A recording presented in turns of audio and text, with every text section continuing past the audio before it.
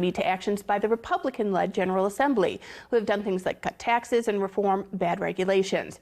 Joining us now for more is Speaker Tim Moore. Thank you so much for joining us today. And, you know, the state was ranked once again as the best place to do business. Surprising to you?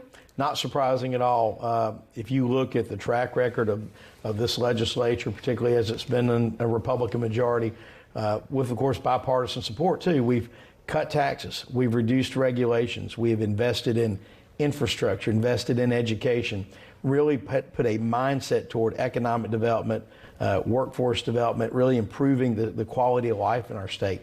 And that has resulted in huge dividends where people want to move here, businesses want to prosper here and want to grow here, and you're going to see us continue those efforts this year with this year's budget.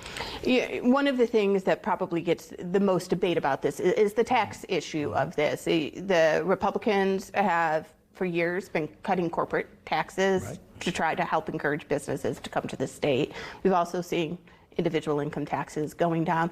What's the philosophy behind the reduction of taxes? The philosophy is that government should only take enough money that it needs from taxpayers to run the necessary functions of government. That is at its core, that principle.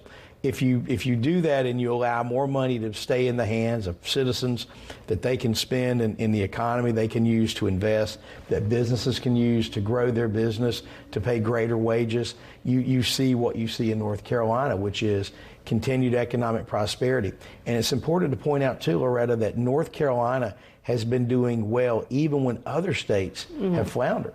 There's so many things that Democratic governor, Republican-led General Assembly, you disagree on. But when we see these big businesses coming to the state, we see you guys come together on these issues. Talk to me a little bit about that process of working together to make sure that businesses want to come to North Carolina. Certainly. And what I will tell you is that when it comes to workforce development, when it comes to luring these companies here to make sure they invest, that is something that generally is very bipartisan, that we work very closely with our colleagues in the Senate. We work closely with the governor on. And really, you find folks, it's an example of why I like being in government. Folks sit down with a common goal and work together to make it happen. And it's been very successful when we can do that. We seem to be diversifying the type of businesses that we're bringing to the state and really kind of looking forward, ahead of what's going to be needed. Is that a conscious effort? Well, it really is. If you look at our history, we were traditionally focused on the agriculture side, very heavily in tobacco, of course, on the manufacturing, very heavy in textiles and furniture. All of those industries are still in this state and still employing thousands and thousands of people around the state. But we also realize you don't need to put all your eggs in one basket. So you look, for example, in Charlotte, where so many of the banking industry is located. I mean, that's a hub for banking. You look at the RTP with what's happened there with so many of the biotech and technology that's there. Look at some of the advanced manufacturing we have, of course, with Honda, with VinFast, which, by the way, are located in areas that are more rural.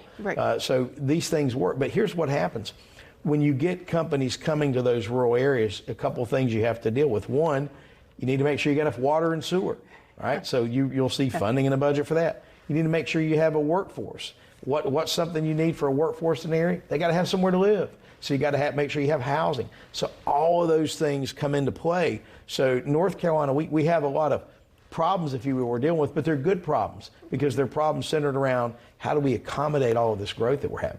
I'm sure a lot of other states would like to have that problem. There's a lot of states who are jealous, and there are a lot of states where their legislatures aren't thinking the correct way, the way we are. But you know what? You let them keep doing what they're doing. North Carolina will be just fine. We'll be glad to welcome those folks here. Speaker Moore, thank you so much for joining us today. Good to be with you. The work to keep the business climate where it is also takes efforts from folks beyond elected officials.